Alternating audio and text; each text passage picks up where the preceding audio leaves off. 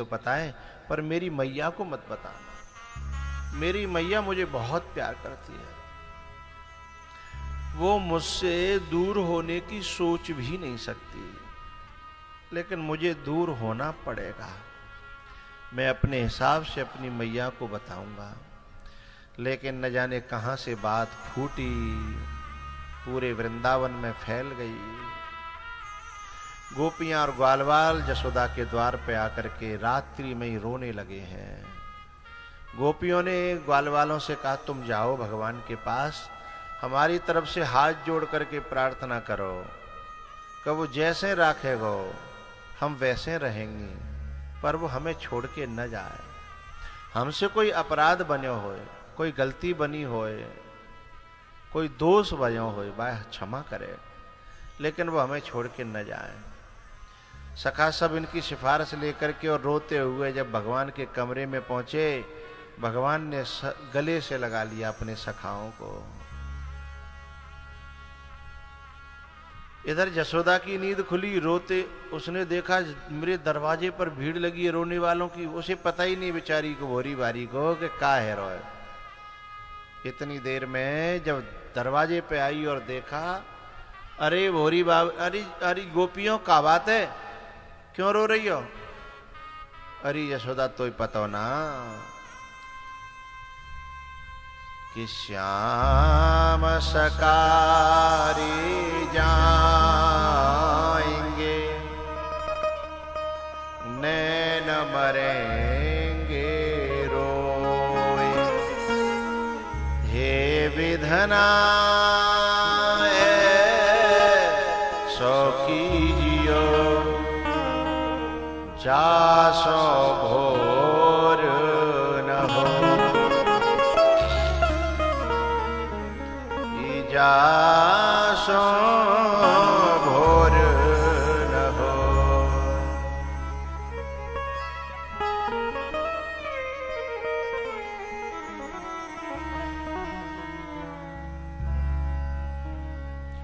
यशोदा को तो कुछ पता ही नहीं था, घबरा करके सीधे लाला के पास गई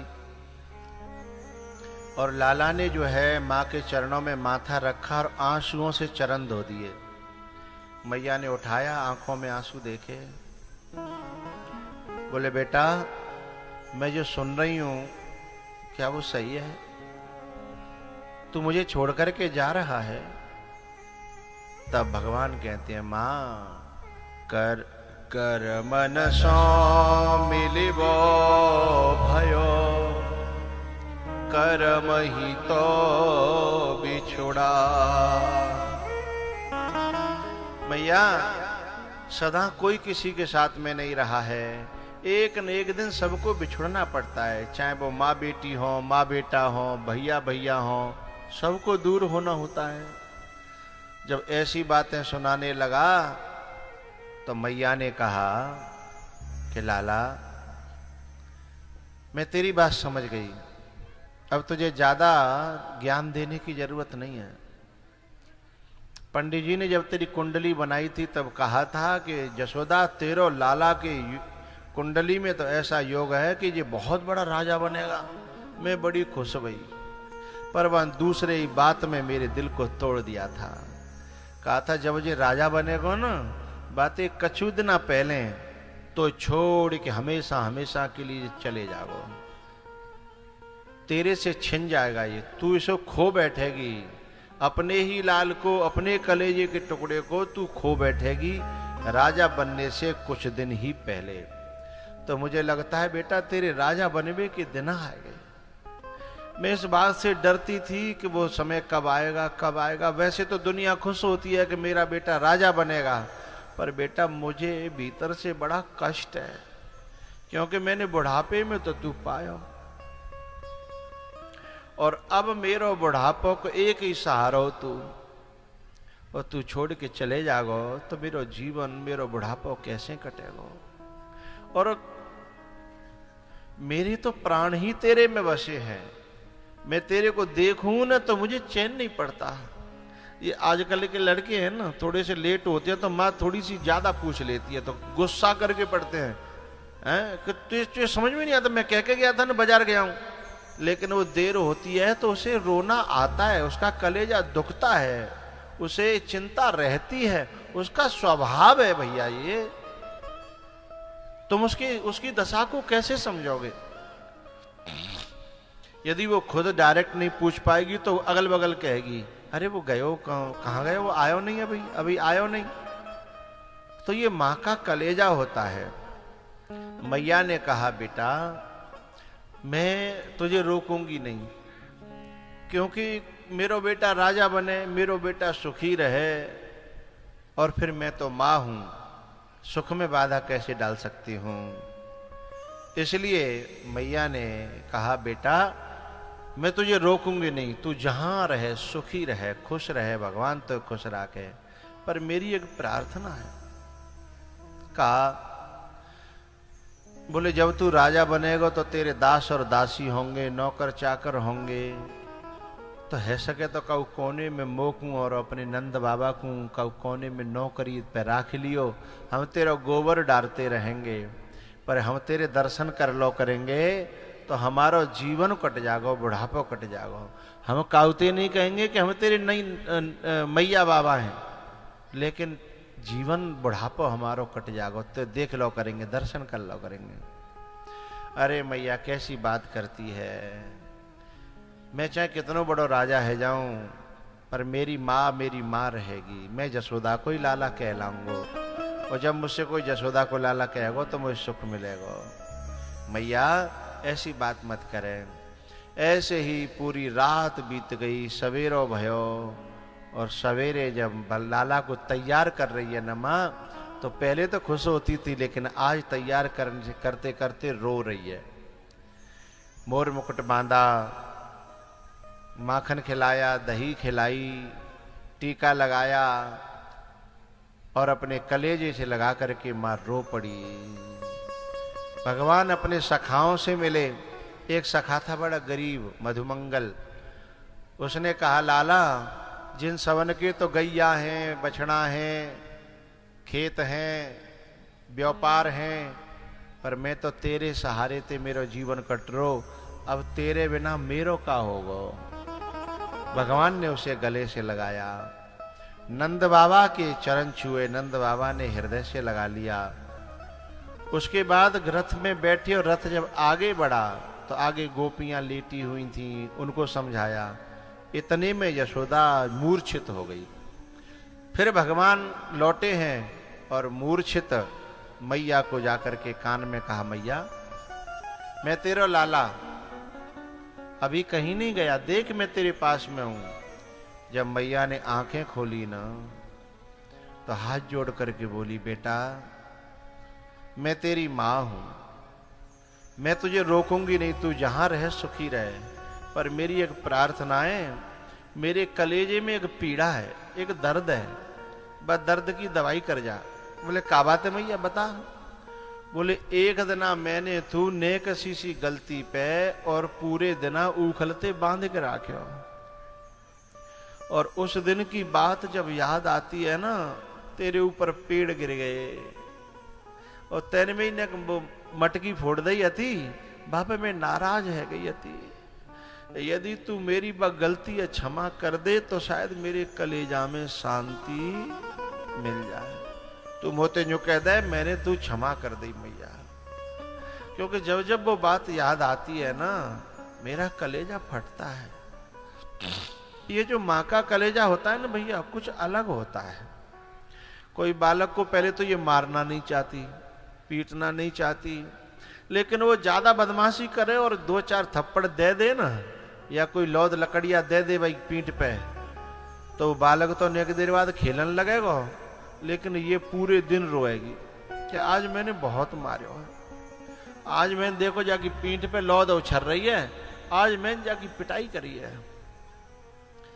क्योंकि उसके दिल में जो भाव है ना उस बच्चे के प्रति, वो उसे जीने नहीं देता। भगवान ने कहा, मैया कैसी बात कर रही है तू, तेरे बंधवे में वो जो सुकून मिलो, वो सुकून तो मुझे कबू बैकुंठों में नहीं मिलो। मैं तो चाहता हूं बार बार तेरे आंगन में आऊं, तेरे हाथन ते बंधूं, तेरे हाथन ते पिटूं। पता है, माँ बाप की मार और माँ बाप की डांट तो किसी किसी बिरले को नसीब होती है, और माँ बाप की डांट से और मार से और पिटाई से आज तक बर्बाद कोई नहीं हुआ, आबाद बहुत हुए हैं। माँ बाप की डांट, माँ बाप की पिटाई और डांट से व्यक्ति बर्बाद नहीं होता, आबाद होता है। और दुनिया के सो प्यार से भी, मार तो छोड़ो, प्यार से भी व्यक्ति बर्बाद होता है, आबाद नहीं होता है। कितना निर्मल और पाप, वो कथा में आया था। वो कहता, गुरुजी मेरा 3 महीना से मां से बोला चाला नहीं है। मैंने कहा क्यों? बोले मां ने कुछ ऐसी बात कह दी थी जो कलेजे पे लग गई। अब तुम कल्पना कर सकते हो कि जाने अपने जीवन में कितनी मां में लात दई, कितनी बात दई, कितनी कलेजे पे लगवे वारी दई, कछु बिना लगवे वारी दई, यदि उनकी गिनती करी जाए। लेकिन मां ने फिर भी बोलना छोड़ा था, फिर भी दूध पिलाना छोड़ा था, रोटी बना बना करके जो खिलाई वो छोड़ा था। और जबकि वो मां है और ये बेटा है, उसके बाद कह रहा है कि मां ने ऐसी बात कह दी कि मेरे कलेजे पे लग गई। अहरे कपूत, उन बातों को तू भूल गया कि जिस समय तुझे मां की जरूरत थी उस समय मां ने तेरा साथ नहीं छोड़ा था किसी भी कीमत पर, चाहे दुनिया इधर से उधर हो गई।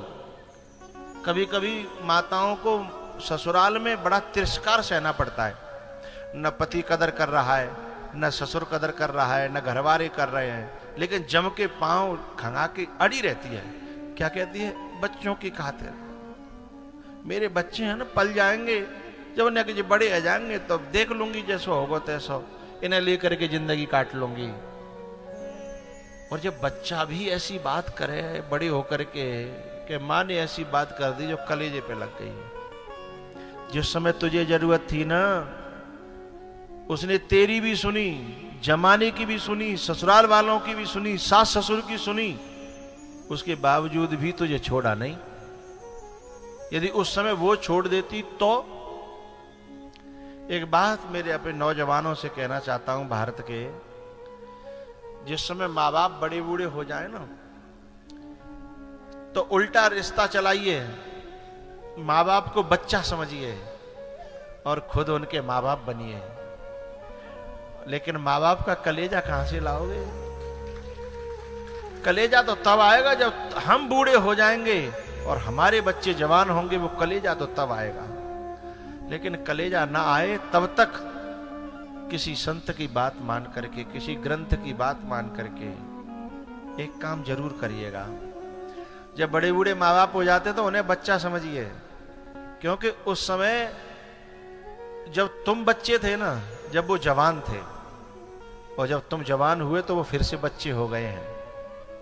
क्योंकि जब हम पे नहीं चला जाता था, जरा बताना, अब उन पे नहीं चला जाता है। तब हमारा मन बहुत करता था ये खा लें वो खा लें, बचपने का मन था, लेकिन बुढ़ापे में उनका भी मन वैसा ही हो गया है। बुढ़ापे में इंसान बच्चा हो जाता है, लेकिन बहू जब अंदर से ये कहती ना, ओहो बूढ़ो स्वाद कर रहा है, स्वाद, अरे बूढ़ो बूढ़ी स्वाद कर रही है, उनकी जीव में एक दिन जरूर कीड़े पड़ते हैं, जो अपने माँ बाप के प्यार का बदला ऐसे ताने से, ऐसी जहर भरी वाणी से देते हैं। एक बाप ने एक बड़ा बूढ़ो बान के बेटा अपनी मम्मी से कह दियो ना कि मेरो मन आज बाजरा की रोटी दूध में मीड़ के और ने गुड़ दे दे मोए। अब जाम बाने कोई सोनो चांदी तो मांग ना लो, जामे बाने कोई रसगुल्ला रबड़ी और बहुत कोई महंगी काजू कतरी नहीं मांगी है, लेकिन इतने में भीतर से आवाज आई कि जो बूढ़ो हर वहां कहो, जे बूढ़ो स्वाद कर रहा है, जे आज बाजरा की रोटी जा मीड़ के दे दूध में, दूध अपने बालकन के लेना जाके ना दूध कहां ते लावे। और जब कि दूध जो है घर में हड़ियन में भर्यो पर्यो है, लेकिन बूढ़े के लिए, उस बूढ़े बाप के लिए ये शब्द होते हैं उस औलाद के। ऐसी औलाद के नाम पे औलाद नहीं है, वो कपूत है, कपूत। वह बहू नहीं है, उस घर की जो है लक्ष्मी नहीं है वो, जो ऐसे शब्दों का प्रयोग अपने माता पिता सास ससुर के लिए करती है। क्या वो जवान होंगे जे अब ये हर हाँकेंगे हैं? अब ये पहलवानी करेंगे जिन्हें दूध चाहिए? अरे भैया हमारी तो उम्र पड़ी है, भैया कब तक दूध पी लेंगे? बिना की तो पता ना कौन से समय कब कहां सांस चली जाए, क्योंकि अब व्यक्ति की उम्र 100 साल नहीं है, अब 90 भी नहीं है, न जाने कब अटैक आ जाए, न जाने कब शुगर बढ़ जाए, न जाने कब बीपी बढ़ जाए। अरे जा सेवा कर ले, जा भोग लगाए ले। मां ठाकुर जी भोग की जरूरत नहीं है तुम्हारे की, इन ठाकुर जी को जरूरत है न कि शरीर ठीक बने और है न कि जिनके दर्शन होते रहे, घर में बड़े बूढ़े बैठे रहें, दर्शन होते रहें, हैं तुम्हें आशीर्वाद देते रहें, और उनके दिल में बैठ करके वो आशीर्वाद नहीं देते, परमात्मा ही आशीर्वाद देता है। इस बात को समझिएगा।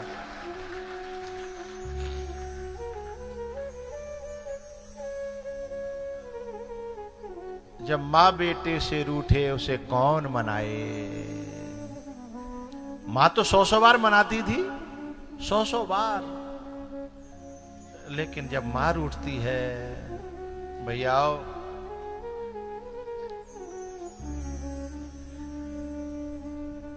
भगवान जो है यशोदा मैया से विदा लेकर के मथुरा में पहुंचे हैं, और मथुरा में कंस ने जो व्यवस्था सजा रखी थी, उन व्यवस्थाओं के तहत उन्हें कंस का वध करना था। अब वो वध करेंगे हम लंच के बाद। बोलो शंकर भगवान की, हनुमान जी महाराज की जय। जय श्री राम।